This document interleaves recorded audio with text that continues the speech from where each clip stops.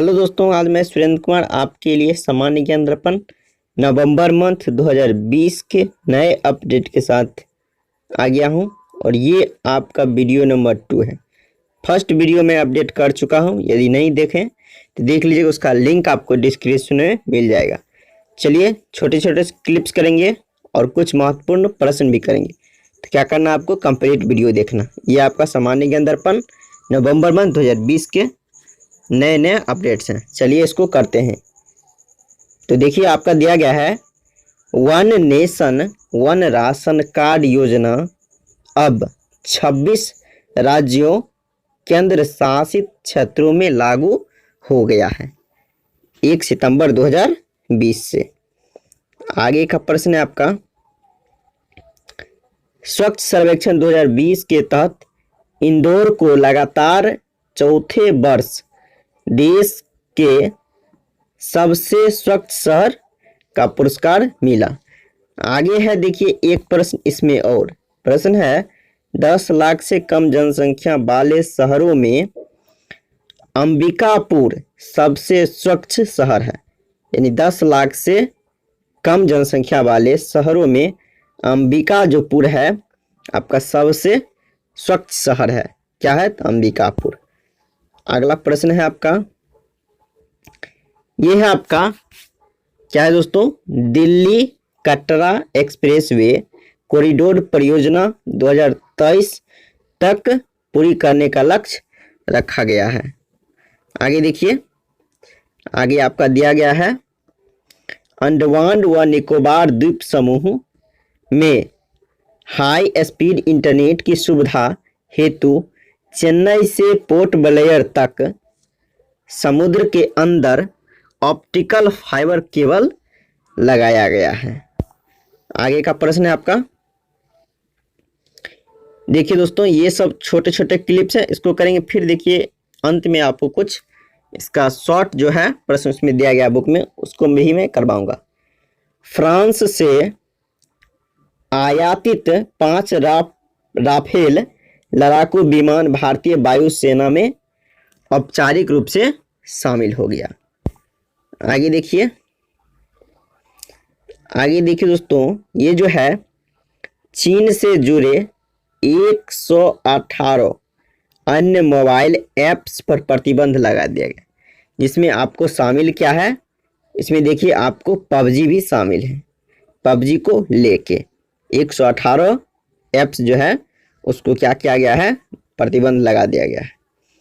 आगे देखिए, चंद्रयान 3 का प्रक्षेपण 2021 के शुरू में संभावित है।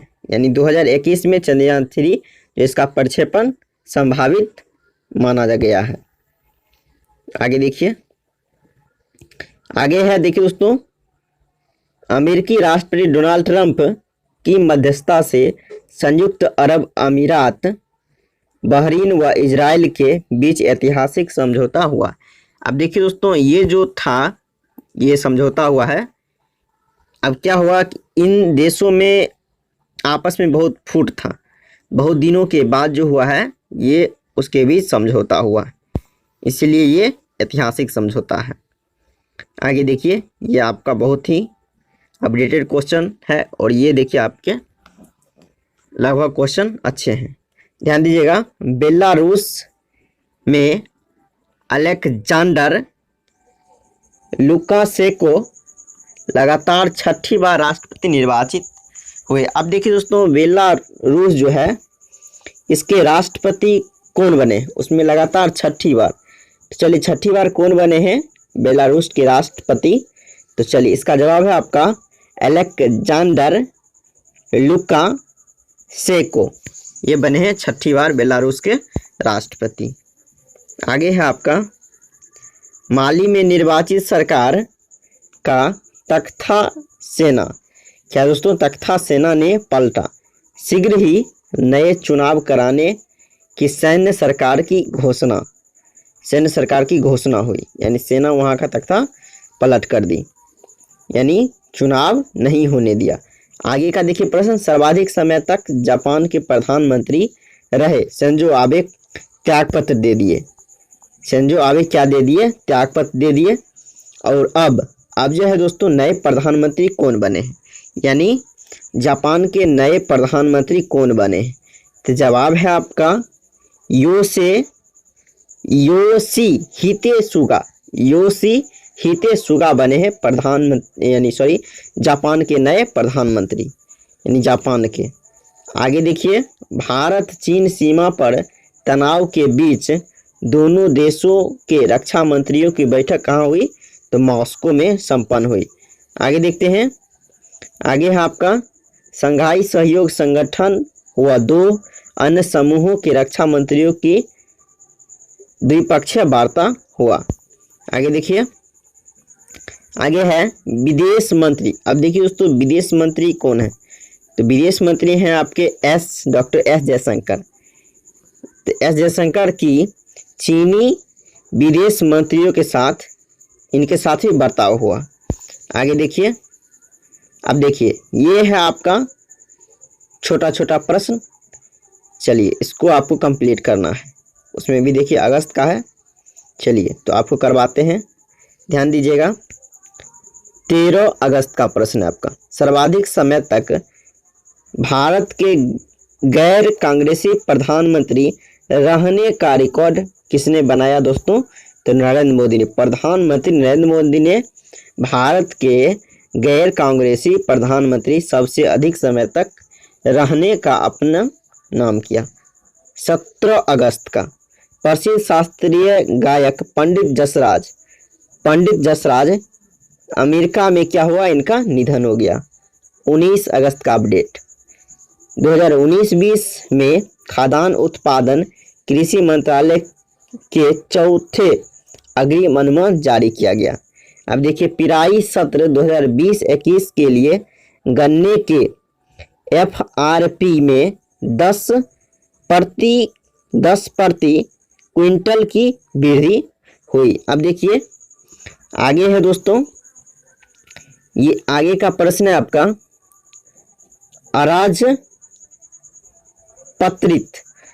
अराजपत्रित नौकरियों के लिए एकल भर्ती एजेंसियां सरकारी भर्ती एजेंसियों का गठन का निर्णय लिया गया। अब देखिए 20 अगस्त का अपडेट, स्वच्छ सर्वेक्षण 2020 के पुरस्कार वितरित। इंदौर जो शहर है चौथे बार उसको क्या मिला? वर्ष यानी 4 वर्ष में लगातार उसको स्वच्छ का पुरस्कार किसको मिला? इंदौर शहर को। अगला है 21 अगस्त का अपडेट, कोविड-19 महामारी के दौरान होने वाले चुनाव के लिए चुनाव आयोग ने दिशा निर्देशन दिया। 25 अगस्त का अपडेट देखिए, भारतीय रिजर्व बैंक ने 2019-20 की वार्षिक रिपोर्ट जारी कर दी। अगला प्रश्न है 28 अगस्त का, प्रधानमंत्री जनधन योजना 6 वर्ष पूर्ण किया। 19 अगस्त का अपडेट, वर्ष 2020 के राष्ट्रीय खेल पुरस्कार का वितरण। अब देखिए 5 खिलाड़ियों को संयुक्त रूप से राजीव गांधी खेल रत्न पुरस्कार दिया गया। अब देखिए दोस्तों, इसकी राशि पहले कितना था? 7.5 लाख, अब कर दिया गया आपको 25 लाख कर दिया। कितना कर दिया गया है? 25 लाख कर दिया गया है। आगे देखिए आपका प्रश्न है, देश की पहली महिला हृदय रोग विशेषज्ञ पद्मावती अय्यर का निधन हो गया। वो क्या थी दोस्तों? वो थी आपको देश की पहली महिला हृदय रोग विशेषज्ञ। अगला प्रश्न है आपका, 2020-21 के शुरू में 4 महीने अप्रैल जुलाई 2020 में ही केंद्र का राजकोषीय घाटा पूरे वर्ष के लिए लक्षित घाटे का कितना कर दिया गया है? 103%। आगे का आपका प्रश्न है, पूर्व राष्ट्रपति श्री प्रणब मुखर्जी का निधन हो गया दिल्ली में। अब इनके बारे में, इनको भारत रत्न मिला था 2019 में मिला था, यानी प्रणब मुखर्जी को।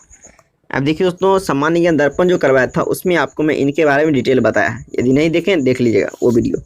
आगे देखिए 2020-21 की पहली तिमाही में जीडीपी में 23.9% की गिरावट। अब देखिए ये जो रिपोर्ट है आपको डीएसओ के द्वारा जारी किया गया ये रिपोर्ट। अब देखिए, अब देखते हैं सितंबर का अपडेट।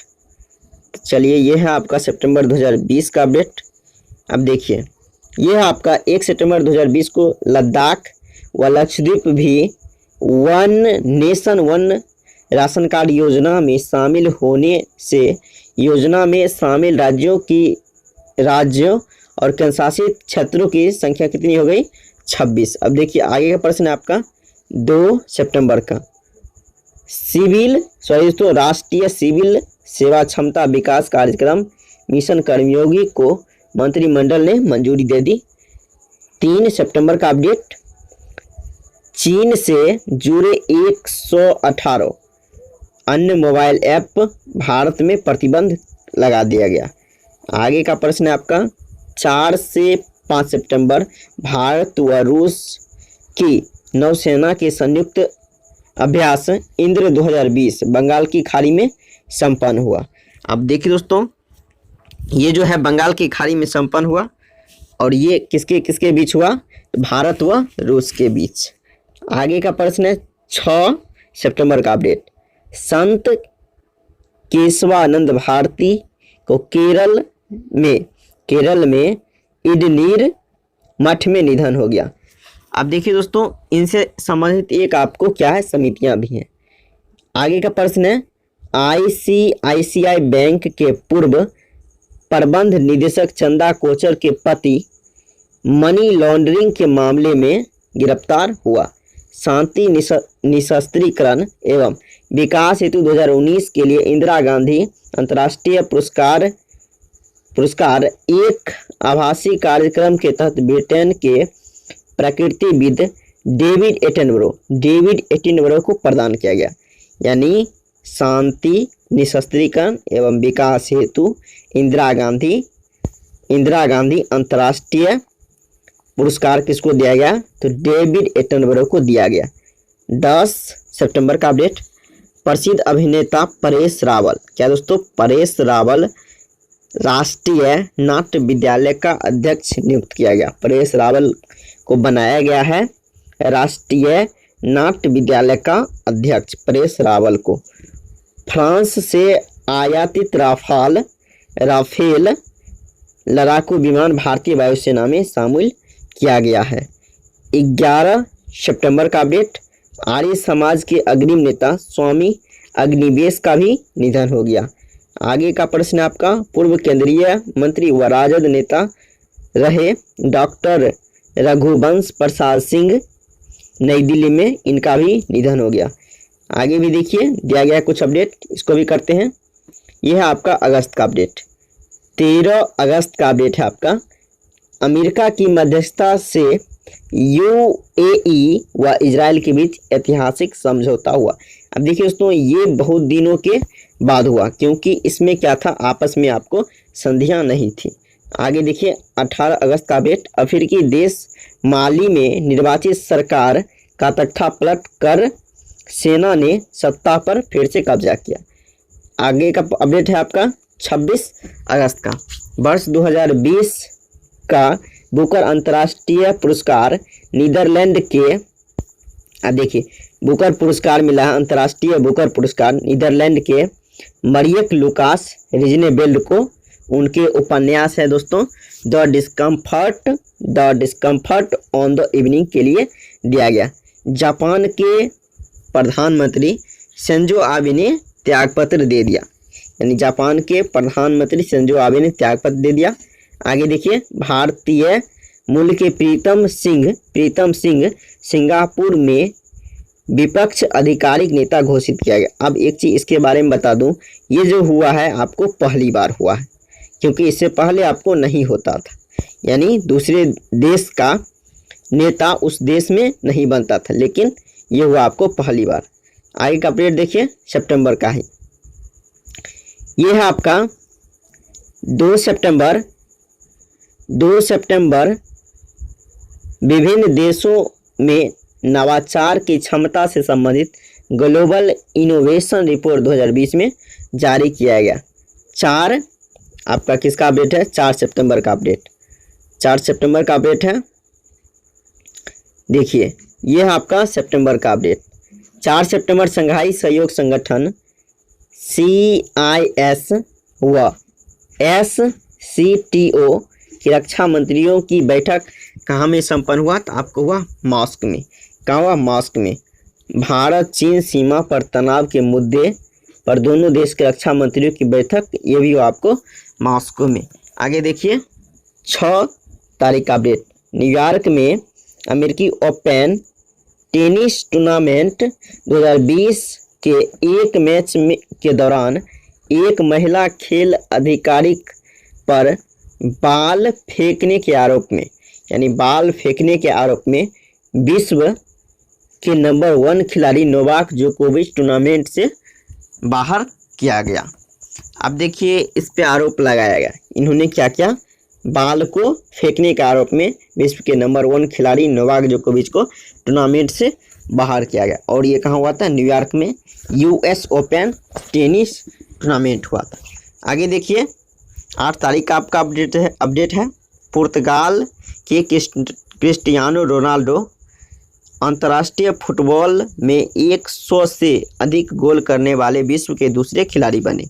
यानी ये जो है आपको क्रिस्टियानो रोनाल्डो अंतर्राष्ट्रीय फुटबॉल में 100 से अधिक गोल करने वाले विश्व के दूसरे खिलाड़ी बने।